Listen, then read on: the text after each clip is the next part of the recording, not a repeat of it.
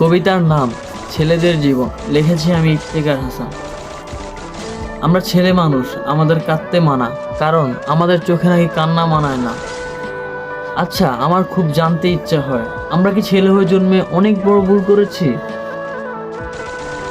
আমরা ছেলে মানুষ, আমাদের হাসতে মানা, কারণ আমাদের সব শখ কোটি টাকা দামের কেনা।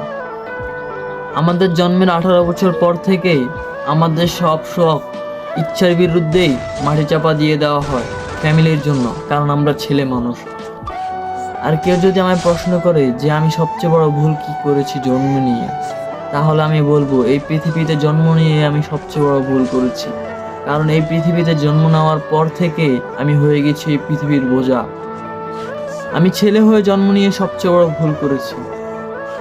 না হতে পেরেছি মা বাবার যোগ্য সন্তান, না হতে পেরেছি পরিবারের ভালো ছেলে, না হতে পেরেছি তোমাদের এই পৃথিবীতে ভালো মানুষ। তোমাদের এই পৃথিবীতে আমি ছেলে হয়ে জন্ম নিয়ে সবচেয়ে বড় ভুল করেছি বোধ হয়, কারণ আমি সেটা এখন হাড়ে হাড়ে টের পাচ্ছি। ছেলে হয়ে জন্ম নিয়ে আমার সব শখ এখন স্বপ্নতেই সীমাবদ্ধ, বাস্তবেতে এটা আর হয় না কখনোই। কারণ আমি ছেলে, আমার স্বপ্ন দেখতে মানা। আমরা হাসিও অন্যের জন্য, কাঁদিও অন্যের জন্য, বাঁচিও অন্যের জন্য, নিজের বলতে আমাদের কিছু নেই এই গোটা পৃথিবীতে। এই আমাদের দেহটাও নিজের নয়, আরেকজনের ত্রাণ বলতে পারো তোমরা।